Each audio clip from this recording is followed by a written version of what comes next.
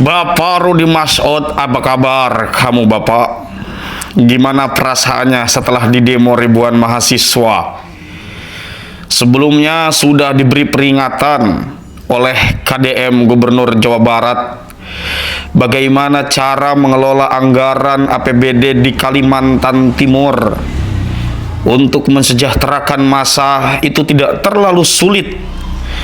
Tetapi Bapak Rudi Mas'ud membuat ulah dengan anggaran 8,5 miliar mobil anggaran dinas dan ditambah 6,8 miliar bagi wakilnya, dan itu sempat mendapatkan kritik keras dari Bapak Prabowo Subianto sampai kemudian anggaran untuk mobil itu dibatalkan. Ternyata ada semacam dendam. Oke, gue mobil nggak dapat, tapi angka 25 miliar hampir diembat untuk renovasi rumah dinas beserta wakilnya. Saya tidak katakan itu untuk pribadinya, tetapi anggaran 25 miliar hanya untuk renovasi. Kita boleh berhitung, ini anggaran yang memang benar-benar harus diberikan kepada renovasi rumah itu atau justru tidak perlu. Coba kamu lihat di sini. Masa iya kepala daerahnya pakai mobilnya ala kadarnya? Jangan dong. Mau tanya dan konfirmasi soal pengadaan mobil. Ya, kenapa mobil? Apa itu Pak? Ya. Pertama mobil, ya kepada teman-temanku semuanya, kita sedang berpuasa, tolong tidak terlalu banyak gibahnya. Nanti dosanya berlipat ganda, ya kan. Berkaitan dengan mobil, sampai hari ini Pemprov Kaltim belum menyediakan kami mobil untuk di Kalimantan Timur. Jadi tidak ada mobilnya. Mobil yang ada hari ini adalah mobil pribadi kami pergunakan. Mobil kami tadi sayang tidak tampilkan di sini, hancur semuanya. Tapi nggak ada masalah. Ini untuk masyarakat Kalimantan Timur. Mobil Pemprov Kaltim itu baru tersedia yang ada di Jakarta. Di Jakarta, kenapa di Jakarta? Pertama adalah untuk melaksanakan kegiatan-kegiatan menunjang kegiatan-kegiatan kepala daerah. Kalimantan Timur adalah ibu kota Nusantara. Kalimantan Timur adalah miniatur daripada Indonesia. Tamu daripada Kalimantan Timur itu bukan hanya kepala daerah se-Indonesia, tetapi juga adalah dari global. Masa iya kepala daerahnya pakai mobilnya ala kadarnya? Jangan dong. Jaga dong marwahnya Kaltim. Ini marwahnya Kaltim, marwahnya masyarakat Kalimantan Timur. Mobilnya ada di Jakarta. Oh. Iya. Mobilnya di sini nggak ada. Mobil saya mobil pribadi. Jadi kepada seluruh masyarakat Kalimantan Timur, mohon doanya agar kita tetap dikuatkan, kita menjalankan amanah. Kalau memang faktanya implementasi tidak sesuai dengan yang dijanjikan ketika kampanye, akui saja. Akui saja. Apapun alasannya silakan diakui saja, ya. Tidak masalah. Ya kan, silakan diakui saja. Permohonan maaf. 1, gratis pol Pak ya. Artinya apa yang dijanjikan ketika kampanye tidak berjalan dengan maksimal implementasinya. Disampaikan karena salah universitas salah satunya kan? Oke. Saya masuk tadi dibahas mengenai tadi disinggung-singgung Pak, saudara saya dari Untak Hukum. Tadi disinggung, saya alma mater Kuning kan Bapak bilang, saya hukum Pak, Fakultas Hukum, peminatan hukum tata negara. Ayo kita debat, skripsi saya sudah selesai bahas mengenai pemilu. Di negara demokrasi, Undang-Undang 7 2017 sepakat sah-sah saja siapapun itu untuk mencalonkan diri dipilih dan memilih. Tapi berdasarkan fakta di lapangan, izin Bapak kan dengan keluarga Bapak yang sangat luar biasa ini melakukan konsolidasi politik, menyebarkan akar-akar dan gurita-gurita ke KONI, ke Korpri, izin ya. Itu 1. 2, pertanyaannya, mekanisme check and balances negara demokrasi, DPRD dan Gubernur Kalimantan Timur hari ini sesama sekeluarga, apakah maksimal kawan-kawan? Tidak maksimal. Ya, jadi boleh Pak kita berdebat masalah itu. Saya tanggapi lagi mengenai mobil Pak. Tadi Bapak membangga-banggakan Bapak adalah gubernur pertama yang membangun jalan lebih banyak daripada gubernur-gubernur sebelumnya.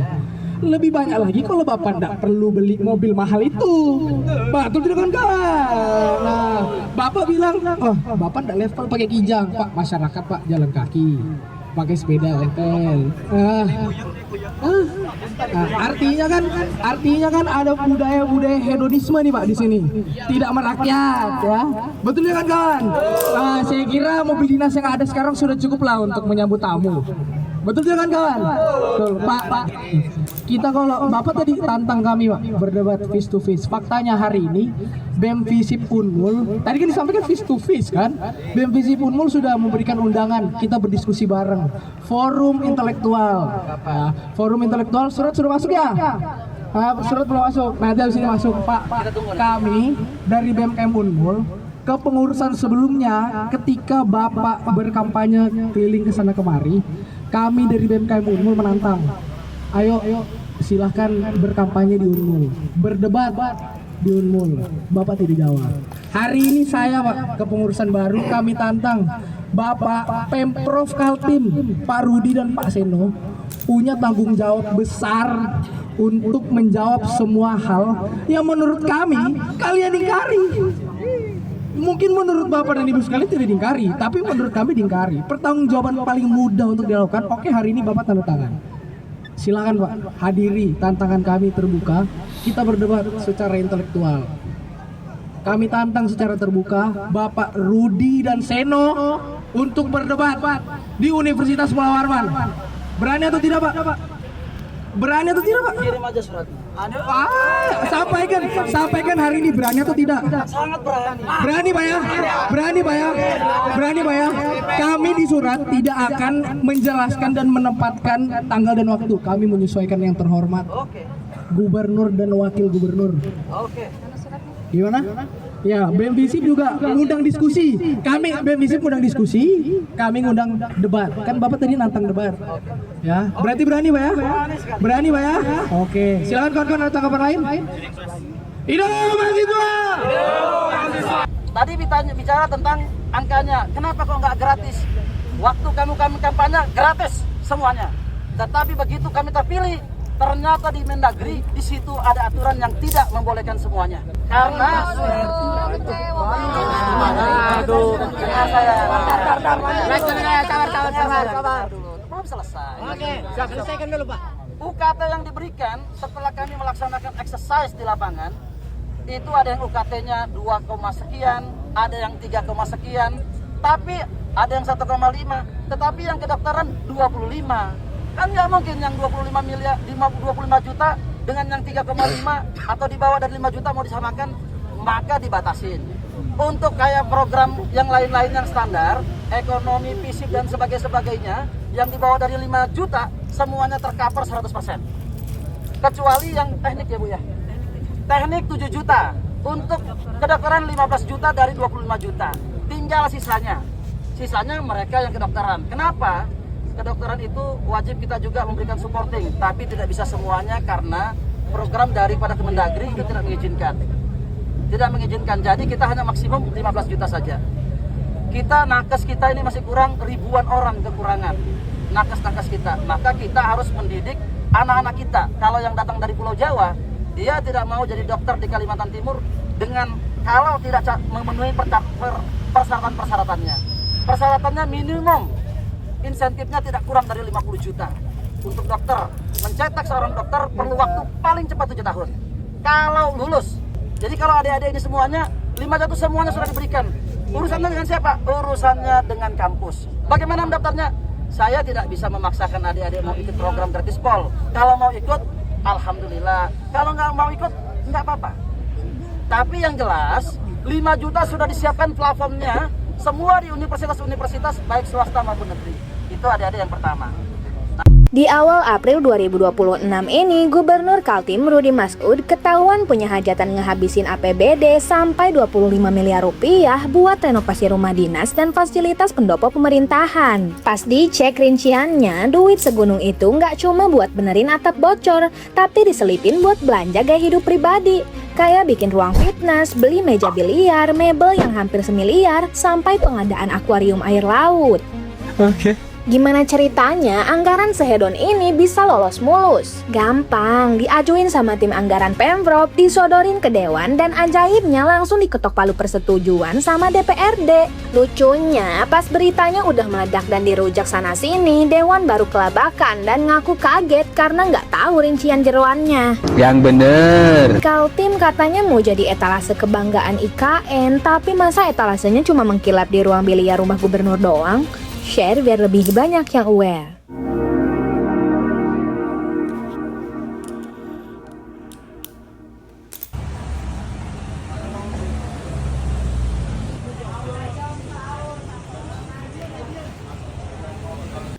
mengakomodir keinginan masyarakat ya pada saat demo nanti ya, tanggal 21 April. Bantuan masyarakat, bantuannya berupa air mineral, terus makanan-makanan ringan, terus ada juga uang. Nanti kalau untuk pada saat demo ya, mungkin logistiknya makanan mungkin, nasi kotak, terus minuman. Udah 3 hari ya sampai hari H. Masyarakat sudah muak ya, merasa kecewa ya dengan kebijakannya. Ya, salah satunya yang 25M itu yang hujab dan terlalu gaduh ya. Ya salah satu banyak sekali ya kebijakan yang tidak pro rakyat. Terus politik dinastinya, yang kegaduhan terkait 8,5M, yang rujak 25M, dan banyak lagi lah. BPD. Ya, banyak masyarakat kecewa. Terus termasuk Bank BPD ya. Pergantian dirut Bank BPD yang belum waktunya.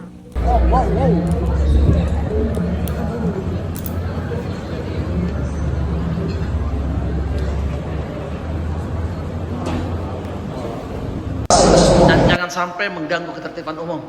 Kami sangat mengharapkan sekali saudara-saudara kami semuanya kita jaga Kalimantan Timur ini, karena kalau ada apa-apa yang rugi masyarakat Kalimantan Timur dan kita semuanya yang ada di dalamnya. Jadi saya sekali lagi menghimbau kepada saudara-saudaraku semuanya, tolong kita jaga Kalimantan Timur ini kondusivitasnya. Salah satu barometer dipilihnya Ibu Kota Nusantara di Kalimantan Timur ini adalah karena kondusivitasnya. Jangan sampai tercoreng, tercermarin dengan hal-hal yang tentunya bukan substansial di dalam menyampaikan aspirasi. Demonstrasi dilindungi oleh konstitusional. Ini adalah negara demokrasi, tetapi catatannya kita punya berdialog. Saya lebih senang kalau kita melaksanakan dengan dialogtika lebih kita utamakan. Pintu daripada kantor gubernur ini dibuka 24 jam. Siapa saja dan di mana saja tidak pernah kami tolak. Tidak hanya paguyuban, perorangan pun kami juga terima. Jadi jangan pernah ada beranggapan bahwa susah untuk bertemu dengan Gubernur Kalimantan Timur. Tidak. Baik itu organisasi kepemudaan, mahasiswa, siswa, semua. Kita semuanya, kami adalah pelayanan masyarakat Kalimantan Timur. Jadi jangan pernah ragukan itu.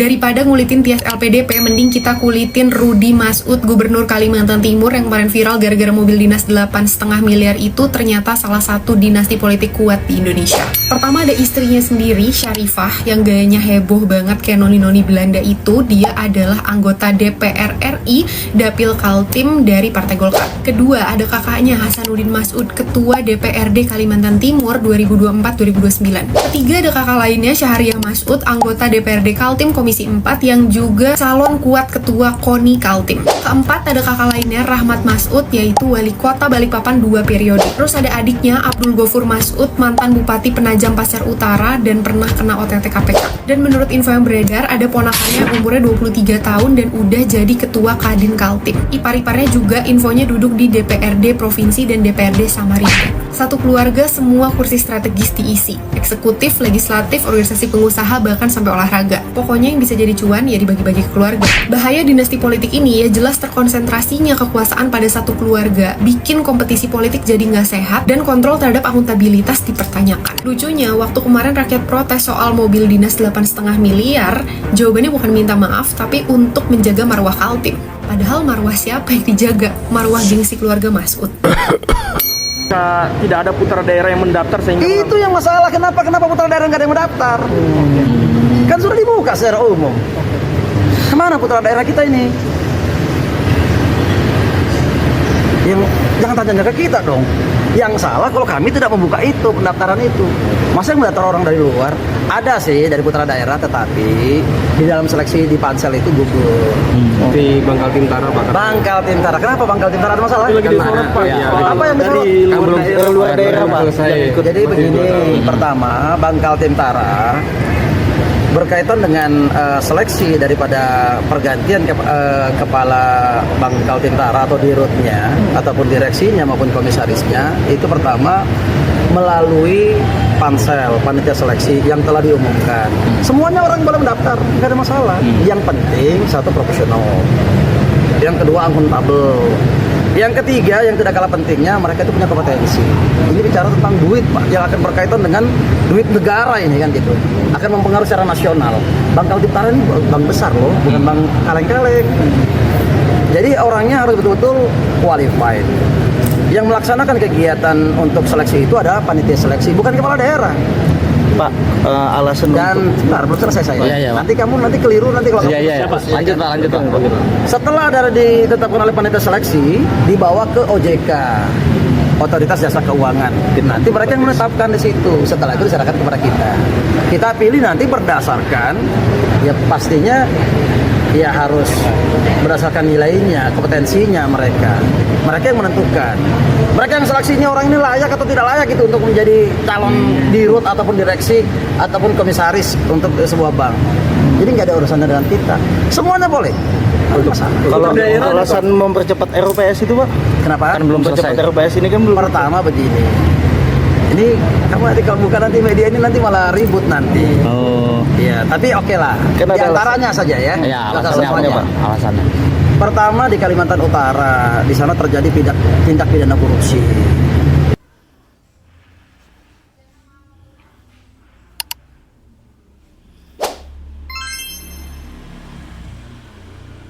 Pak Masud, setiap Bapak muncul di media, sekali Bapak ngomong pasti masalah. Saking banyak masalah, ketika ditanya wartawan tentang permasalahan, sampai Bapak ini bingung. Ini masalah apa? Mobil dinas apa rumah dinas? Iya. Baru kelar masalah pengadaan mobil dinas, sekarang renovasi rumah dinas. Setiap masalah Bapak ini ada aja jawabannya. Pertama, masalah mobil dinas. Bapak ini ngejawab, masa iya gubernur pakai mobil Alkadarnya? Jangan bos, ini jaga marwah Kaltim. Iya. Baru-baru ini masalah renovasi rumah dinas dengan anggaran 25M. Katanya rumah dinas ini udah nggak layak lagi dan harus dibenahi. Bapak ini bilang kayak sopahnya, baik toilet, lampu, sampai ke televisi ini harus dibenahi.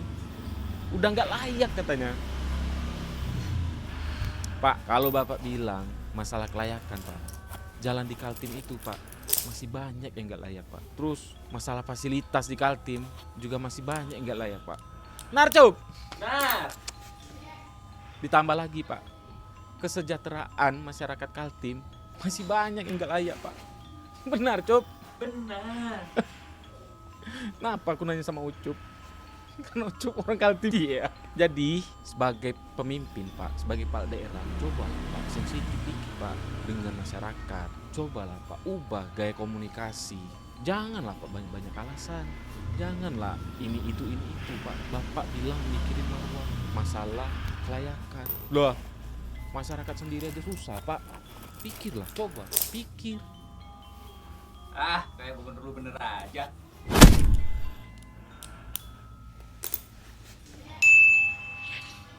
Ya kayak itulah Pak, manusia Pak, bisa kritik orang. Ternyata kita juga sendiri belum selesai Pak dengan kehidupan.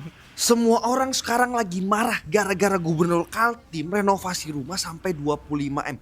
Termasuk gua juga kesel banget sama gubernur Kaltim. Sampai-sampai gua lupa kalau Dadan, ketua BGN, itu beli motor mewah, motor listrik 50 juta. Sampai anggarannya itu 1,25 triliun. Dimana itu 50 kali lipat lebih gede dibandingkan renovasi rumahnya gubernur Kaltim. Belum lagi juga masalah truk buat Kopdes yang dimana diperkirakan sampai 10 triliun tiba-tiba hilang begitu aja ketutupan sama berita di Kaltim. Padahal isu-isu tadi itu lagi jadi isu nasional dan lagi panas-panasnya. Dan tiba-tiba hilang begitu aja sampai gua sadar kok kayak ada yang janggal ya. Dan setelah gua riset ternyata uang 25 miliar itu digunain bukan cuman buat benerin rumah dinasnya gubernur Kaltim. Tapi buat banyak hal, mulai dari buat pendopo-pendopo atau ruangan meeting yang bisa nampung sampai 500 orang. Buat benerin rumahnya wakil gubernur. Dan berita ini gua dapetin dari Kumparan. Jujur gua banyak banget lihat kejanggalan dalam berita kasus ini. Dan yang gue takutkan ini adalah permainan dari elit-elit politik yang jadi korban lagi-lagi masyarakat yang udah habis-habisan turun ke jalan. Ayo bersama Posipit kita lebih waspada, kita lebih kritis terhadap isu-isu yang ada dan jangan mudah terdistraksi. Dan kita dobrak pikiran Indonesia yang sempit. Baiklah, itu beberapa hal yang harus menjadi catatan. Hal-hal yang harus dilakukan oleh Bapak Rudi Mas'ud kalau memang pengen tetap menjadi orang yang dicintai rakyat. Maka tirulah seperti yang dilakukan oleh Kang Deddy Mulyadi dan bukan sebaliknya. Saya tidak ingin berkata terlalu banyak untuk bagaimana memberikan pendapat saya terhadap fenomena yang ada di Kaltim. Karena itu sudah perkara jelas mafhumun bid-daruri. Orang awam sudah bisa menilai secara tegas tentang bagaimana kelakuan daripada Bapak Rudi Mas'ud ini. Cukup sekian dari saya. Baiklah, itu beberapa hal yang harus menjadi catatan. Hal-hal yang harus dilakukan oleh Bapak Rudi Mas'ud kalau memang pengen tetap menjadi orang yang dicintai rakyat. Maka tirulah seperti yang dilakukan oleh Kang Deddy Mulyadi dan bukan sebaliknya. Saya tidak ingin berkata terlalu banyak untuk bagaimana memberikan pendapat saya terhadap fenomena yang ada di Kaltim. Karena itu sudah perkara jelas mafhumun bid-daruri. Orang awam sudah bisa menilai secara tegas tentang bagaimana kelakuan daripada Bapak Rudi Mas'ud ini. Cukup sekian dari saya.